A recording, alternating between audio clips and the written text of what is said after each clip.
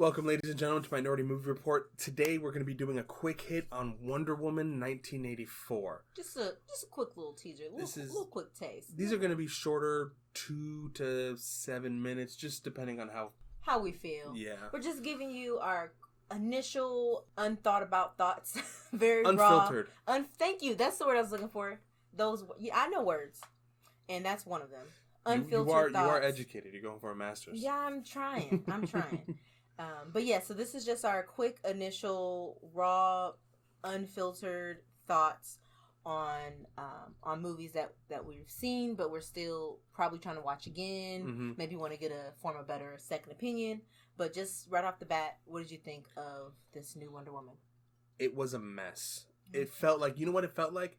It felt like they had a good movie in there, and then somebody who gets paid a lot more than the director was like, I have an idea though. I will say, I didn't absolutely was like super duper fan of the first one, but I liked the first one. You know, I like what they did with the first one. This one, I didn't love it. It felt a little bit all over the place. Like you said, it had a good story going. It had seemed like it had a very good plot, and it got jumbled and it got mixed up with just almost like a lot of hype. Like they were trying to make it so good and try to give it so much. This is my problem with DC movies.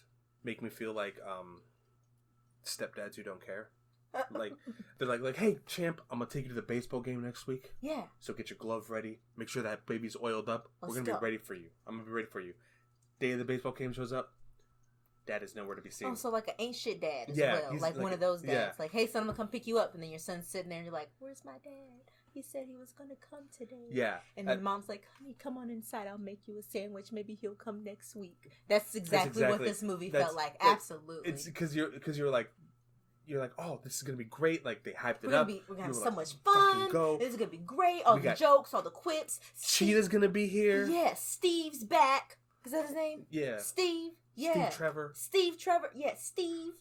Yeah, and then I got left sitting on the stairs like, but where's Dad? It was very predictable. It was very predictable. Like we talked about Monster Hunter World, and that one was wildly unpredictable.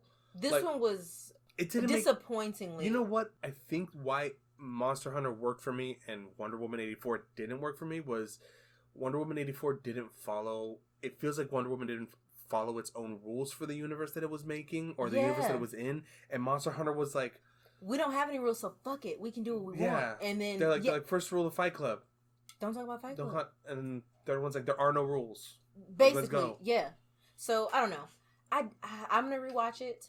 I'm gonna see if I feel a different ways rewatching it again, and maybe I can narrow in on some of my displeasure with the movie. Exactly, but just initially watching it from start to beginning. Also, it was really long.